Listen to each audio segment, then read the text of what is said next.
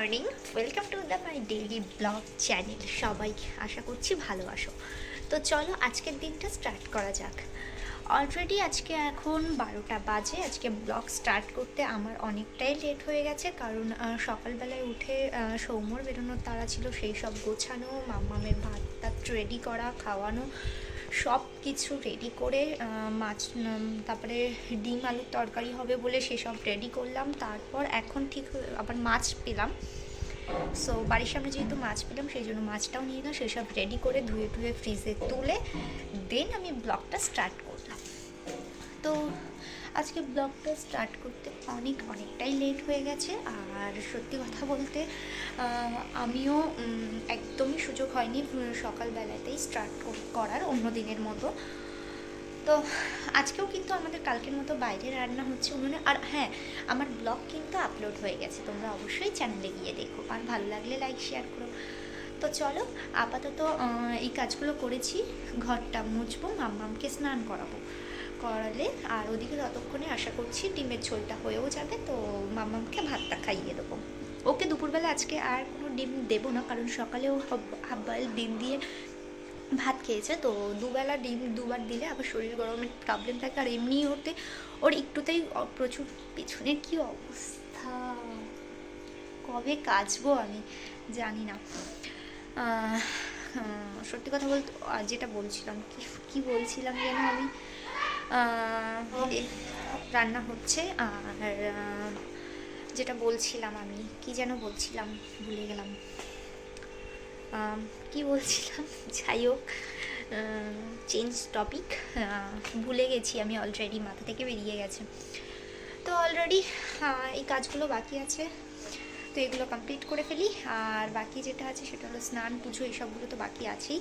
তো ঠাকুরের বাসন টাসনগুলো ধোবো, ঘরটা মুছবো। আর সত্যি কথা বলতে শরীরটা আজকে একটু ভালো নেই, তো তবুও গ্যাসের ট্যাবলেটটা খেলাম র্যানট্যাক, তো খাবার পর একটু ঠিক লাগছে, তো সেই জন্য। আর ঘরটা আজকে একটু শুকনো করে মুছতে হবে, কারণ আজকে বাইরে একটুও রোদ নেই আমাদের এখানে, তোমরা দেখলেই বুঝতে পারবে। দাঁড়াও, একটুও রোদ নেই, পুরো কুয়াশা কুয়াশা হয়ে গেছে। তোমাদেরকে দেখানোর চেষ্টা করছি, তবু জানি না কতটা ঘরের জ্বালা দিয়ে তোমরা দেখতে পাবে। পুরো পুরো কুয়াশা কুয়াশা হয়ে আছে বাইরে। আরেকজন মাম্মাম বাইরে খেলা করছে, এদিক ওদিক দৌড়ি। তো চলো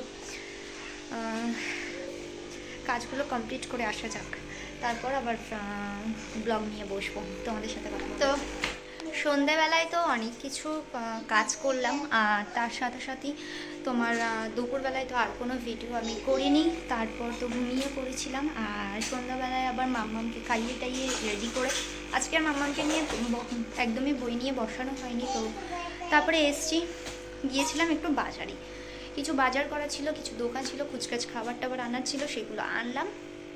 চায়ের দুধ ছিল না, সেটা দুধগুলো আনতে গেছিলাম। তো এখন চা বসিয়েছি, তো চা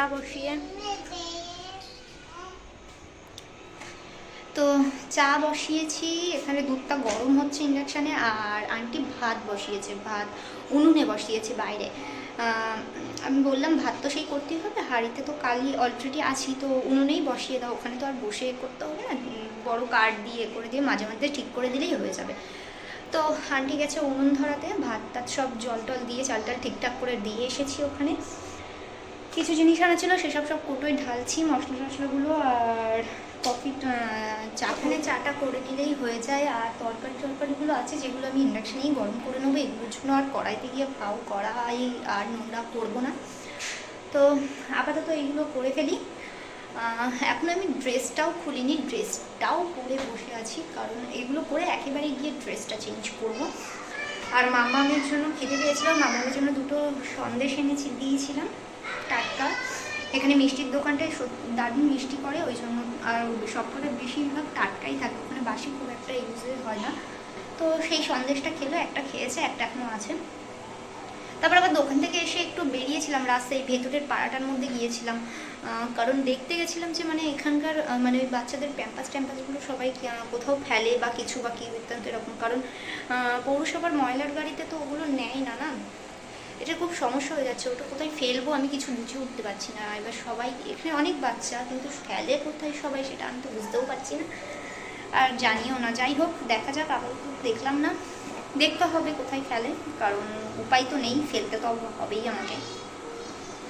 আর ড্রেনে ফেললে কি বলো তো, ড্রেনে ফেললে সমস্যাটা এটাই যে আটকে যাবে না, আর উল্টে জলে প্রবলেমটা আমাদেরই হবে। এই আর কি, কোথায় ফেলে না ফেলে সেগুলো তো দেখতেই হবে। তো যাই হোক, দুধ গরম হয়ে গেছে, চাটা বসাই, চাটা করে ফেলি, তারপর আবার তোমাদের সাথে পরে কথা বলছি, কারণ চাটাগুলো আগে কমপ্লিট করে নিই। আর এমনি আমার কাছে একটা বাজে যেটা বাসা আছে, আমার একটা একদমই বাজে অভ্যাস আছে, কারণ আমি দুধ বসালে দুধ পড়বেই আমার হাত থেকে। ওই জন্য আমি সাধারণত দুধ বসিয়ে কোথাও যাই না বা কোনো কাজ করতে চাই না, খুব আর্জেন্ট না হলে। কেন জানি না, আমি যতই সাবধানে থাকি না কেন আমার হাত থেকে দুধ পড়বেই, এরকম একটা। এমনকি দুধ চা করতে গেলেও দুধ পড়বেই, কেন আমি জানি না, আমার অসহ্য লাগে আর কি।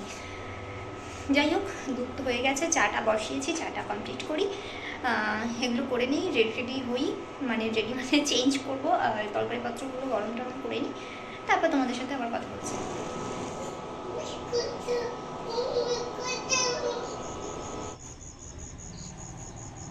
সাড়ে 10টা, আর রাতের ডিনার কমপ্লিট করে নিয়েছি। সৌম্য এখনও যদিও বাড়ি আসেনি, কিন্তু আমি ডিনারটা করে নিলাম, কারণ আমার প্রচণ্ড খিদে পেয়েছিল, আর সৌম্য বললো দেরি হবে, তো সেই জন্য আমি ডিনারটা কমপ্লিট করে নিলাম। আর মামামেরও খাওয়া হয়ে গেছে, অলরেডি বিছনায় ঢুকে গেছে, আর একজনের প্যান্ট এখানে বার করে রেখেছিলাম যেটা, তো ওই যে একজন বিছনায়, আর আমিও এখন বিছনায় ঢুকবো। তো চলো, that's all for the day. এইভাবেই আজকের দিনটা কেটেছে, তো আশা করছি তোমাদের আজকের ব্লগটা ভালো লাগবে। তো চলো, এইভাবেই ব্লগটা শেষ করছি আজকে এখানে। দেখা হবে খুব শীঘ্রই একটা নতুন ব্লগে তোমাদের সাথে। তো চলো, আশা করছি তোমাদের ব্লগটা ভালো লাগবে, আর ভালো লাগলে অবশ্যই লাইক শেয়ার করো, আর সাবস্ক্রাইব করতে একদম ভুলো না আমার চ্যানেলটাকে। তো চলো, গুড নাইট, সবাই ভালো থেকো, দেখা হবে খুব শীঘ্রই কাল। চলো, টাটা, গুড নাইট।